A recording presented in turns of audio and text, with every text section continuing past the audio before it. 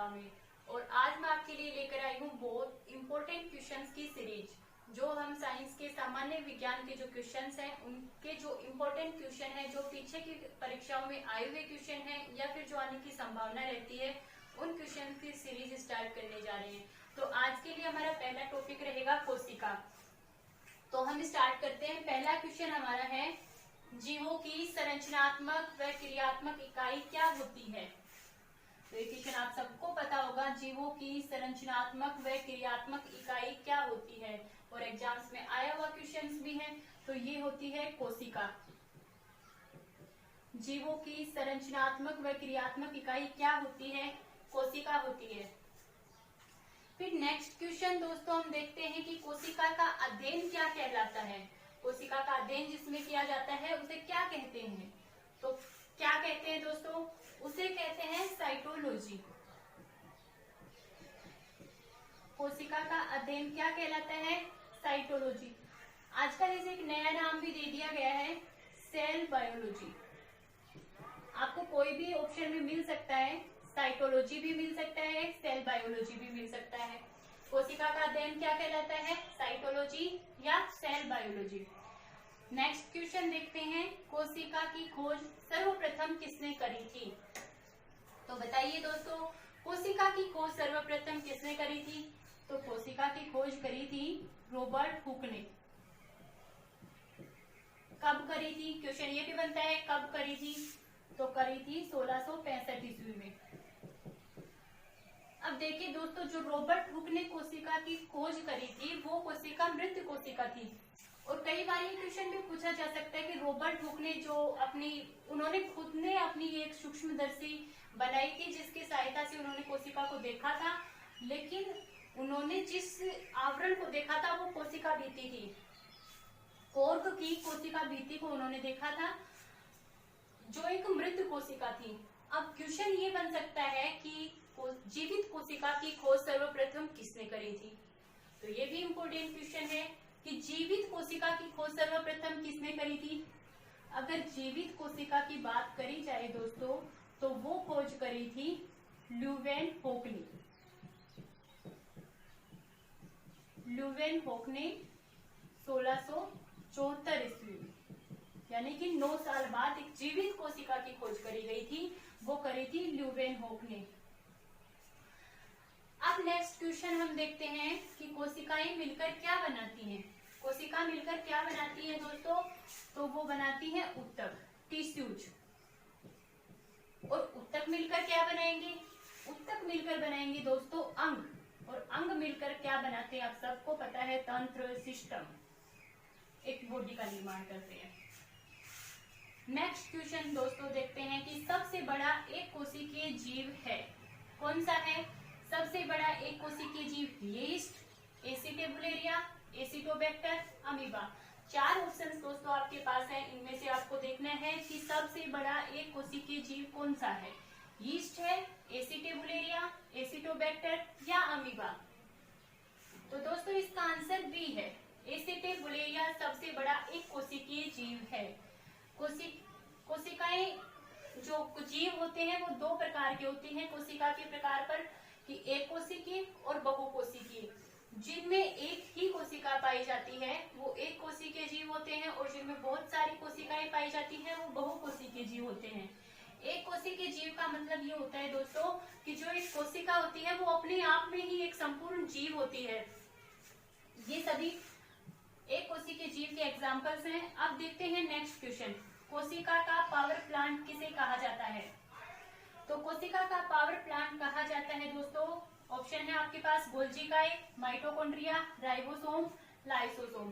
तो अब आपको बताना है दोस्तों, कोशिका का पावर प्लांट किसे कहा जाता है? गोल्जिकाए, माइटोकॉन्ड्रिया, राइबोसोम, लाइसोसोम। तो दोस्तों इसका आंसर रहेगा माइटोकॉन्ड्रिया। कोशिका का पावर प्लांट या पावर हाउस, शक्ति ग्रह किसे कहा जाता है? माइटोकॉन्ड्रिया। ये सभी नाम इसी के हैं। नेक्स्ट क्वेश्चन है दोस्तों, किस कोशिकांग को एटम बम कहते हैं? तो अब बताइए दोस्तों, किस कोशिकांग को एटम बम कहते हैं? आपके पास ऑप्शंस हैं, सूक्ष्म नलिका, न्यूक्लियोलस, गोल्जिकाए, लाइसोसोम। किस कोशिकांग को एटम बम कहा जाता है? सूक्ष्म नलिका, न्यूक्लियोलस, गोल्जिकाय, लाइसोसोम। तो दोस्तों इसका आंसर रहेगा लाइसोसोम। एटम बम भी कहा जाता है, आत्मघाती थैली भी कहा जाता है, कोशिका की आत्मघाती थैली भी कहा जाता है लाइसोसोम। तो दोस्तों ये सारे क्वेश्चंस जो भी मैं आपको करवा रही हूँ वो सारे इंपॉर्टेंट क्वेश्चंस हैं जो एग्जाम्स में आ चुके हैं या जो क्वेश्चन आने की संभावना रहती है। तो दोस्तों इसको आप ध्यान से पढ़ना और याद करना और चैनल को सब्सक्राइब करना, लाइक करना, कमेंट करना और कमेंट करके बताना कि आपने कितने क्वेश्चन सही करे। तो देखते हैं नेक्स्ट क्वेश्चंस। तो दोस्तों देखते हैं नेक्स्ट क्वेश्चंस। नेक्स्ट क्वेश्चन हमारा है सेलुलोज भित्ति किसकी सेलों में पाई जाती है? तो बताइए कौन सी कोशिकाओं में, किसकी कोशिकाओं में सेलुलोज की भित्ति मिलेगी आपको? जंतु कोशिका, बैक्टीरिया, फंजाई या पौधे? तो बताइए दोस्तों सेलुलोज भित्ति किसकी सेलों में मिलेगी? जंतु कोशिका में या बैक्टीरिया में या फंजाई में या पौधों में? तो दोस्तों इसका आंसर रहेगा पौधे की कोशिका में। क्यों मिलेगी? क्योंकि जो पादप कोशिका होती है उसके चारों तरफ एक कोशिका भित्ति होती है जो सेलुलोज से बनी होती है और ये कोशिका भित्ति निर्जीव होती है। निर्जीव कोशिका भित्ति होती है जो पादप कोशिका के चारों ओर होती है, जंतु कोशिका में नहीं पाई जाती। नेक्स्ट क्वेश्चन है दोस्तों कोशिका का सबसे छोटा कोशिकांग कौन सा होता है? ऑप्शन है आपके पास गोल्जिकाय, माइटोकॉन्ड्रिया, राइबोसोम या लाइसोसोम। कोशिका का सबसे छोटा कोशिकांग होता है, पहला ऑप्शन है गोल्जिकाय, दूसरा है माइटोकॉन्ड्रिया, तीसरा ऑप्शन आपके पास राइबोसोम, फोर्थ है लाइसोसोम। तो दोस्तों इसका आंसर रहेगा राइबोसोम। राइबोसोम कोशिका का सबसे छोटा कोशिकांग है। तो नेक्स्ट क्वेश्चन में हम बड़ा कोशिकांग पूछते हैं। जंतु कोशिका का सबसे बड़ा कोशिकांग होता है। तो जंतु कोशिका में क्या होगा? केंद्रक, गुणसूत्र, माइटोकॉन्ड्रिया, गोल्जिकाय।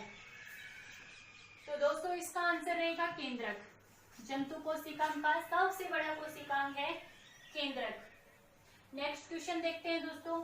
वसा का संचय कोशिका का कौन सा अंग करता है? बहुत इंपॉर्टेंट क्वेश्चन है। वसा का संचय कोशिका का कौन सा अंग करता है? गोल्जिकाय, माइटोकॉन्ड्रिया, राइबोसोम या लाइसोसोम? तो इसका आंसर बताइए दोस्तों। वसा का संचय कोशिका का कौन सा अंग करेगा?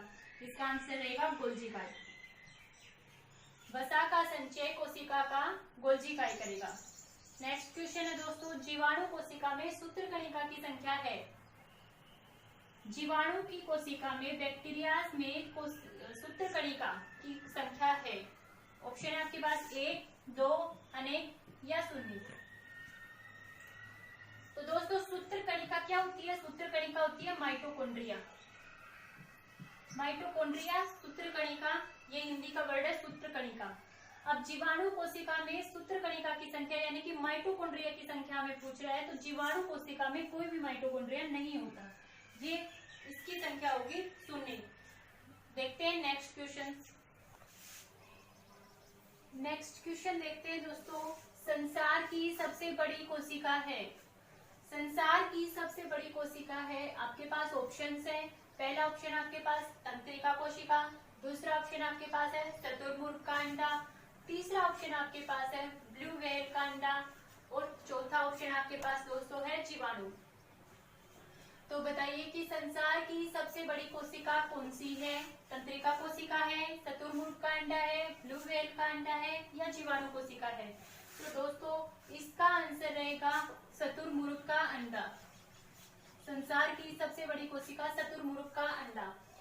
नेक्स्ट क्वेश्चन है दोस्तों। संसार की सबसे छोटी कोशिका कौन सी होती है? अमीबा की, आरबीसी, डब्ल्यूबीसी और चौथा ऑप्शन दोस्तों आपके पास है माइकोप्लाज्मा, पीपीएलओ। बताइए संसार की सबसे छोटी कोशिका कौन सी होती है? तो दोस्तों इसका आंसर रहेगा माइकोप्लाज्मा, पीपीएलओ। माइकोप्लाज्मा जो है वो माइकोप्लाज्म गैलीसेप्टिकम नामक जीवाणु की कोशिका है। ये माइकोप्लाज्म गैलीसेप्टिकम नामक जीवाणु है, उसकी कोशिका है माइकोप्लाज्मा और ये संसार की सबसे छोटी कोशिका है। नेक्स्ट क्वेश्चन है दोस्तों। मानव शरीर की सबसे छोटी कोशिका कौन सी होती है? तो ध्यान से देखिए दोस्तों, अब मानव शरीर की बात करी जा रही है। मानव शरीर की सबसे छोटी कोशिका कौन सी होती है? तंत्रिका कोशिका, अंडाणु या सेरिबेलम की ग्रेन्यूल कोशिका या इनमें से कोई नहीं। तो दोस्तों इसका आंसर रहेगा सेरिबेलम की ग्रेन्यूल कोशिका। ये जो ग्रेन्यूल सेल है ये मानव शरीर की सबसे छोटी कोशिका है। नेक्स्ट क्वेश्चन देखते हैं दोस्तों, मानव शरीर की सबसे बड़ी कोशिका क्या है? तंत्रिका कोशिका, अंडाणु, मस्तिष्क या कोई नहीं। तो बताइए दोस्तों, बात करी जा रही है मानव शरीर की सबसे बड़ी कोशिका की। तो सबसे बड़ी कोशिका क्या होगी? तंत्रिका कोशिका, अंडाणु, मस्तिष्क या कोई नहीं इनमें से। तो दोस्तों इसका आंसर रहेगा अंडाणु। अंडाणु। पांचवा क्वेश्चन दोस्तों आपके पास है, मानव शरीर की सबसे लंबी कोशिका। इस बार बात करी जा रही है सबसे लंबी कोशिका की। तो सबसे लंबी कोशिका कौन सी होती है दोस्तों? तो आपके पास ऑप्शन है। पहला ऑप्शन आपके पास तंत्रिका कोशिका, दूसरा ऑप्शन आपके पास है शुक्राणु और तीसरा ऑप्शन आपके पास है अंडाणु और फोर्थ ऑप्शन आपके पास है इनमें से कोई नहीं। तो बताइए दोस्तों आपका आंसर क्या है? तो दोस्तों इसका आंसर रहेगा तंत्रिका कोशिका। तंत्रिका कोशिका, तंत्रिका तंत्र में जो न्यूरॉन सेल होती है, न्यूरॉन कोशिका के नाम से भी आपको एक क्वेश्चन पूछा जा सकता है कि मानव शरीर की सबसे लंबी कोशिका कौन सी होती है। अगर न्यूरॉन सेल नाम दिया गया है तो आपको ये ऑप्शन करना होगा। न्यूरॉन सेल जो है वो लंबी होती है, सबसे लंबी कोशिका है और वो लंबी 3 फीट तक हो सकती है। दोस्तों न्यूरॉन सेल की लंबाई 3 फीट तक हो सकती है।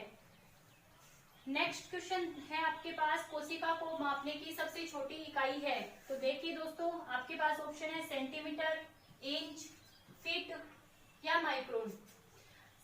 कोशिका को मापने की सबसे छोटी इकाई की बात कर रहे हैं दोस्तों। कोशिका को मापने की सबसे छोटी इकाई कौन सी होती है? सेंटीमीटर, इंच, फीट या माइक्रोन। तो दोस्तों इसका आंसर रहेगा माइक्रोन, जिसे हम माइक्रोमीटर भी कह सकते हैं। 10 की पावर -6 होती है ये माइक्रोमीटर, यानी कि 1 मीटर का 10 लाखवां हिस्सा। माइक्रोमीटर क्या है? 1 मीटर का 10 लाखवां हिस्सा है, 10 की पावर -6 मीटर। ये माइक्रोमीटर कोशिका को मापने की सबसे छोटी इकाई है। देखते हैं दोस्तों नेक्स्ट कुछ क्वेश्चंस। नेक्स्ट क्वेश्चन देखते हैं दोस्तों, कोशिका सिद्धांत किसने दिया? तो ऑप्शंस आपके पास हैं। पहला ऑप्शन है स्लाइडेन, दूसरा ऑप्शन है थियोडोर, तीसरा ऑप्शन है फ्लेमिंग और चौथा ऑप्शन आपके पास ए और बी दोनों। तो बताइए कोशिका सिद्धांत किसने दिया? इनमें से आपका राइट आंसर क्या होगा? स्लाइडेन, थियोडोर, फ्लेमिंग या ए और बी दोनों। तो दोस्तों इसका आंसर रहेगा ए और बी दोनों। कोशिका सिद्धांत ये जो थे ये वनस्पति वैज्ञानिक थे जिन्होंने पादप के बारे में, पादप कोशिका की बात करी। थियोडोर थे वो एक जंतु वैज्ञानिक थे जिन्होंने जंतु कोशिका की बात करी। इन्होंने बताया कि पादप में जो सबसे छोटा अंग जो होता है वो कोशिकाएं होती है, कोशिकाओं से मिलकर पादप बना होता है। थियोडोर ने भी बताया कि जंतुओं की जो मूलभूत इकाई होती है वो कोशिका होती है। यही स्लाइडेन ने पादप के बारे में बताया। तो इन दोनों का नाम आता है कोशिका सिद्धांत में। कोशिका सिद्धांत किसने दिया? स्लाइडेन और थियोडोर। पूछा जा सकता है कि स्लाइडेन कौन से वैज्ञानिक थे? आपको ऑप्शंस दिए जा सकते हैं, वनस्पति वैज्ञानिक, चिकित्सा वैज्ञानिक या जंतु वैज्ञानिक। तो आपका ऑप्शन रहेगा वनस्पति वैज्ञानिक थे, थियोडोर थे वो जंतु वैज्ञानिक थे। नेक्स्ट क्वेश्चन आप देखते हैं, केंद्रक को सर्वप्रथम किसने खोजा? तो केंद्रक की खोज किसने करी दोस्तों? पहला ऑप्शन आपके पास है रॉबर्ट हुक, दूसरा है रॉबर्ट ब्राउन, तीसरा ऑप्शन आपके पास है मॉर्गन, फोर्थ ऑप्शन आपके पास थियोडोर। केंद्रक का सर्वप्रथम किसने खोजा? तो आपका राइट आंसर होगा रॉबर्ट ब्राउन।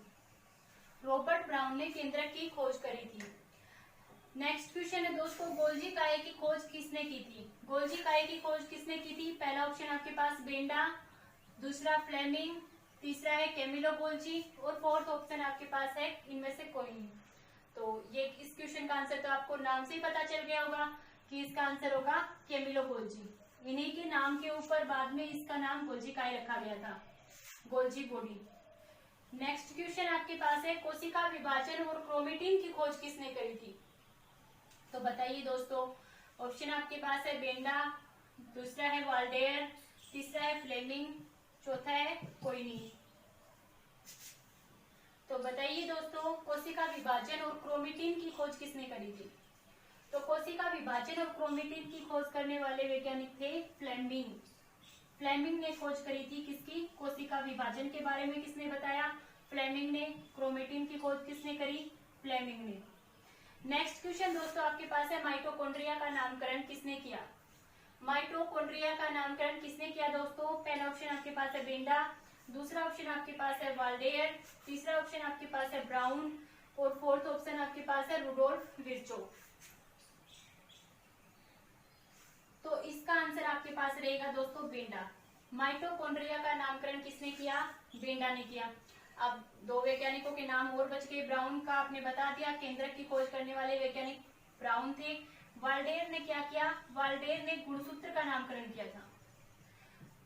तो ये एक क्वेश्चन बन सकता है दोस्तों कि गुणसूत्र का नामकरण करने वाले वैज्ञानिक थे, वो थे वाल्डेयर। फिर आपके पास बचा रुडोल्फ विर्चो।